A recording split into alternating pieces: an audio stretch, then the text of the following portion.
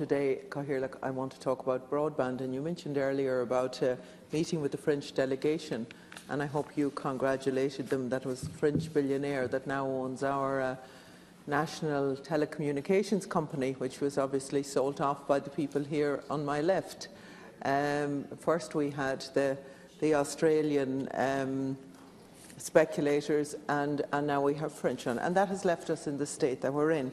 So there's a couple of questions we need to ask about broadband as it is at the moment, and the first one is, will the state be open to a legal challenge because of all the debacle that has gone around the tender process here, because of the 18 meetings and because of the way in which it was done, and also the fact that there was 300,000 households sold off to air.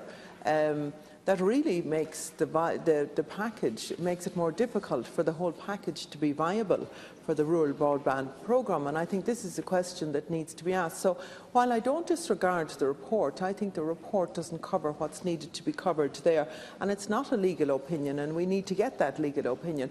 But above all, we need to know, when is the process for the 542,000 households that are without broadband going to start, and when is it going to be finished?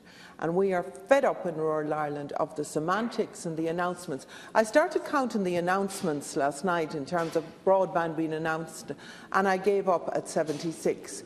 I'm sure I could have gone on to hundreds of times by both governments, Fianna Fáil and Fine Gael, where broadband has been announced, yet never delivered. Now, it is not just because of the people who are without broadband today and the businesses who are without broadband today in rural Ireland and other parts of Ireland.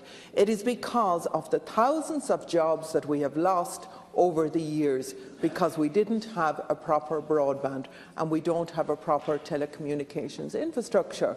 So we can have a Minister for Rural Affairs who will announce every leader grant that's gone, that he had no hand, act nor part in, and give the illusion that, oh yeah, everything is wonderful and fantastic in rural Ireland. But he never mentions the thousands of jobs that have been denied to people in rural Ireland because the infrastructure hasn't been provided. The thousands of people who have had to be forced to immigrate over the years because this infrastructure hasn't been provided. So it is a shame on all of your houses, and we want to know when we're going to get broadband in rural Ireland. We deserve it as much as anybody else, and people are sick and tired now of the semantics and the presentations and the spin your wheel and every other kind of antic. We want broadband now. We want to be able to communicate. We want the telecommunications infrastructure that we deserve.